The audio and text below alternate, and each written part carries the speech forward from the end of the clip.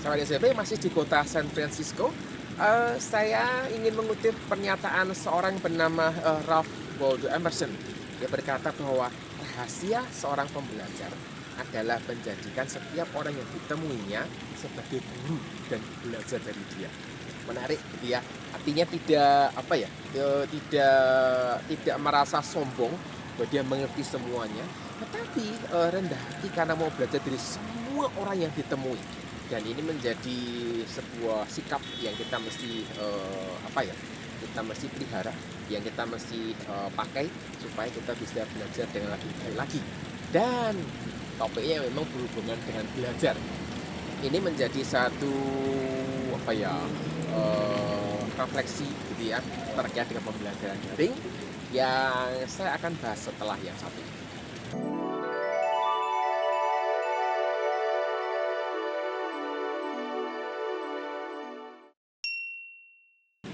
Seorang punya komentar di Quora bahwa belajar daring itu bisa menyebabkan learning loss. Jadi ada sesuatu yang hilang dari proses pembelajaran. Apakah itu berarti model belajar daring ini adalah model pembelajaran yang tidak cocok? Artinya sebaiknya tidak dikerjakan, sebaiknya dihindari karena ada learning loss tadi. Nah, tetapi pada saat yang sama gitu ya, ada juga banyak kursus daring ya. Ada di Coursera, ada Udemy, apalagi ya, banyak kok gitu ya. Saya udah bahas itu dalam sebuah video terkait dengan pembelajaran daring yang katanya gitu ya didorong oleh adanya era COVID, tapi sebenarnya pembelajaran ini sudah ada sebelum COVID, dan COVID ini dalam kutip mempercepat gitu ya, dan mendorong orang untuk membuat teknologi yang bisa membuat kelas daring ini menjadi lebih mudah seperti itu. Kalau kita perhatikan, sebenarnya masalah learning loss ini itu bisa dari banyak sisi. Jadi pembelajaran daring itu pembelajaran daring itu adalah sesuatu yang salah satu gitu ya penyebabnya gitu ya, tapi bukan yang utama. Sehingga kalau kita bicarakan tentang learning loss tadi, bisa terjadi karena konsentrasi, karena persiapan guru atau siswanya, karena motivasi belajarnya yang kurang, dan ini menjadi satu penyebab yang cukup besar dan cukup umum. Jadi sebenarnya daring itu bukan satu-satunya penyebab dari learning loss tadi. Ini yang mau saya koreksi, ini yang mau saya sampaikan. Jadi ketika orang mengatakan belajar daring itu menyebabkan learning loss, iya bisa gitu ya, tetapi bukan itu satu-satunya. Karena orang ini melanjutkan, karena belajar daring itu bisa mengakibatkan learning loss, maka sebaiknya hindari aja seperti itu. Nah, ini yang saya kurang setuju. Jadi mari kita bicarakan, learning loss terjadi itu apakah hanya karena daring atau ada yang lain? Ternyata ada yang lain. Itu yang perlu kita selesaikan. Masalah konsentrasi itu bisa banyak gitu ya. Misalnya begini, ada orang itu yang mudah terganggu konsentrasinya gara-gara pada waktu dia belajar banyak orang yang muter lewat di sekelilingnya, lewat aja gitu, tidak ngajak dia bicara, tidak menyapa dia, hanya lewat. Jadi lewat ini sudah mengganggu visualnya dia, sehingga waktu dia fokus belajar itu buyar semuanya. Masalah ini juga akhirnya membuat orang lebih baik aku belajarnya malam aja gitu. Orang-orang pada tidur, tidak banyak lalu lalang, sehingga lebih mudah berkonsentrasi gitu ya. Kemudian konsentrasi itu bisa pecah gara-gara apa? Gara-gara bunyi HP. Sederhana, notifikasi dari WhatsApp, dari Facebook, gitu ya. Nah, notifikasi dari media sosial ini itu sangat mengganggu, sehingga bisa mengganggu konsentrasi juga. Nah, terutama buat anak-anak muda, anak-anak remaja gitu ya. Perasaan takut ketinggalan berita terbaru seputar temannya ini menjadi sebuah perasaan was-was yang ini justru bisa mengganggu konsentrasi, yang sudah pernah saya bahas juga di dalam sebuah video terkait dengan masalah konsentrasi di antara siswa dan remaja pada khususnya. Kemudian belajar daring. Nah, ini juga membawa siswa dalam pencobaan. Gimana pencobaannya? Pencobaannya adalah ketika belajar daring, kemudian tidak nyalakan kamera karena satu dan lain hal,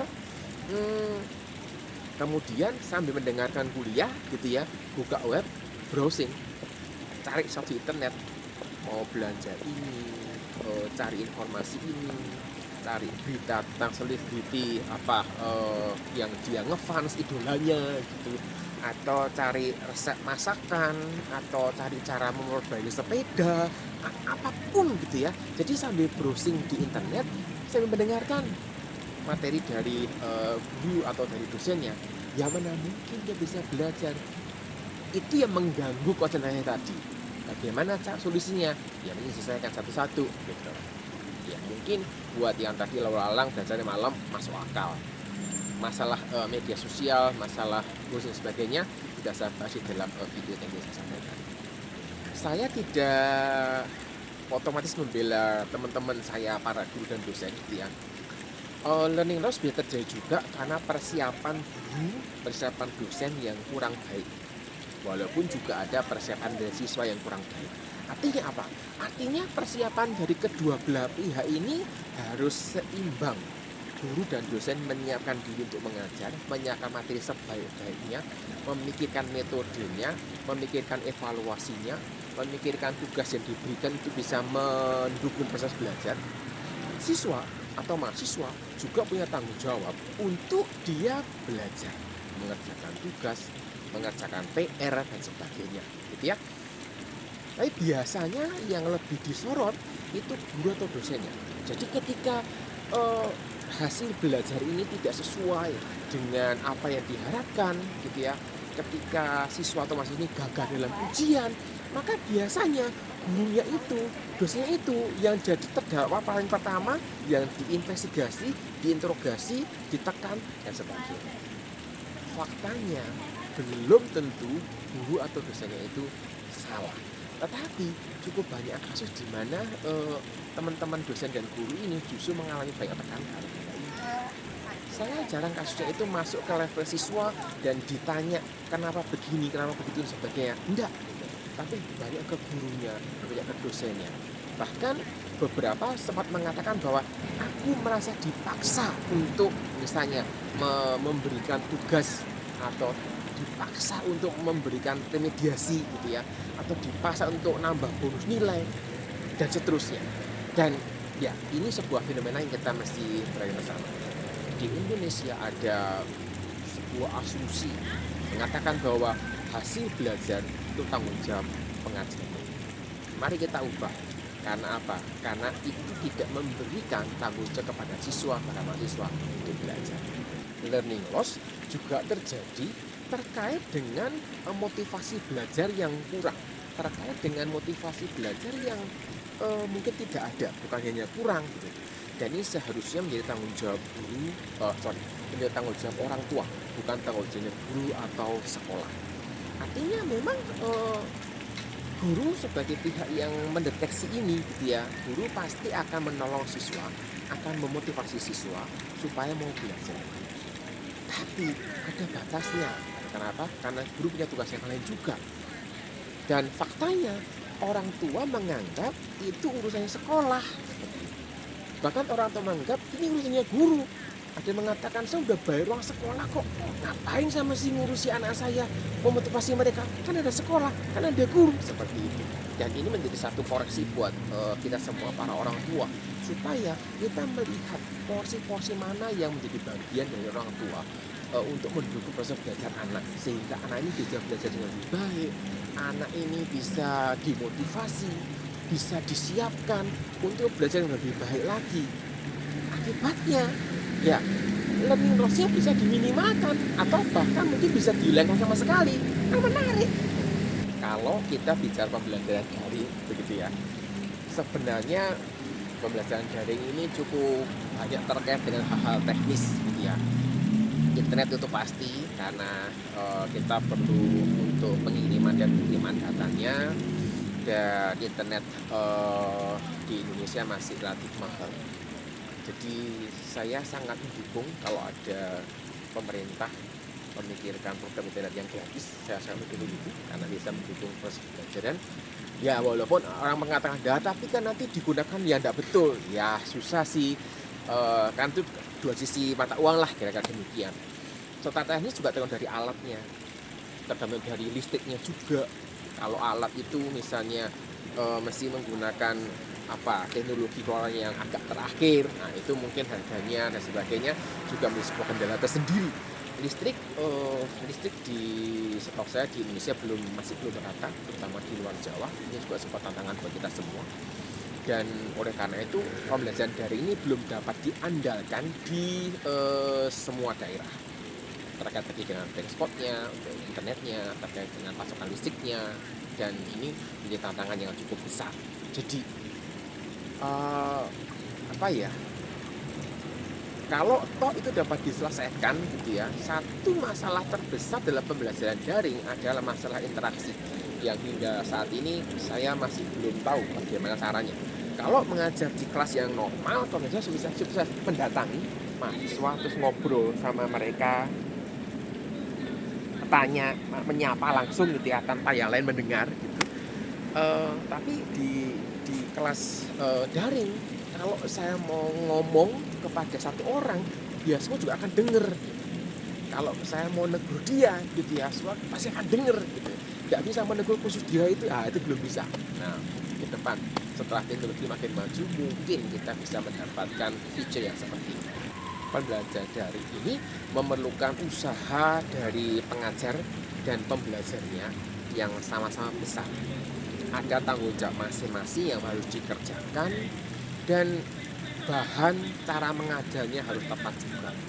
Saya agak tidak semua bisa model daring ya. Kalau misalnya mau praktikum biologi misalnya, bedah apa begitu kan tidak mungkin daring gitu. Kalau misalnya kan bisa pakai virtual reality, ya mungkin gitu, tetapi saya masih belum tahu ya itu masih apakah itu mungkin atau enggak gitu. Dan beda materi, beda mata pelajaran, beda mata kuliah bisa beda gitu ya, caranya bisa beda, pendekatannya bisa beda, dan ada cukup banyak variasi yang kita mesti perhatikan. Plus gitu ya, bisa kita gitu ya, suaranya macam-macam gitu ya, godaan media sosial, godaan mencari ini itu, belajar sambil baca novel atau apa, sangat banyak godaan di sekitar pembelajaran daring ini yang kita mesti selesaikan. Tapi ada satu bagian yang kita mesti perhatikan. Sebenarnya pembelajaran daring ini menjadi pembelajaran yang seharusnya diikuti oleh mereka yang siap untuk belajar, diikuti oleh mereka yang memang sudah dewasa, sehingga mereka ini punya tanggung jawab dalam belajar dan siap menjadi pembelajar yang bertanggung jawab. Saya mendapatkan kisah ini dari anak saya yang kuliah di Rijksuniversiteit Groningen, RUG di kota Groningen di Belanda.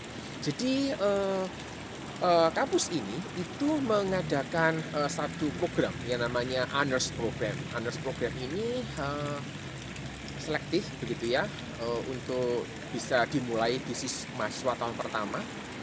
Nanti tahun kedua sudah tidak lagi menerima mahasiswa tahun kedua untuk pendaftaran. Jadi pendaftaran selalu untuk mahasiswa tahun pertama. Dan Honors Program ini menggabungkan pembelajaran daring dan luring gitu ya.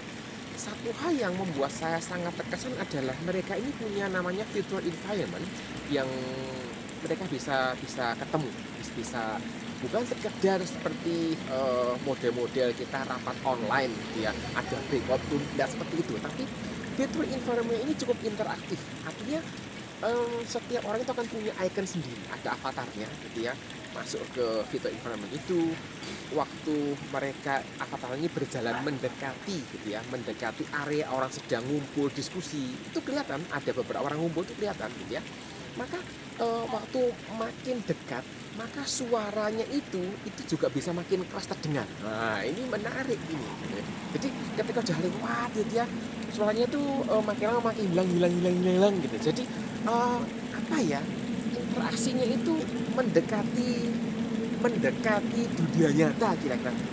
Saya tidak tahu apakah ini sebuah teknologi yang, bisa apa ya, menjanjikan, di masa depan bisa mendukung pembelajaran daring yang lebih baik lagi terkait dengan interaksi tadi saya, tulis.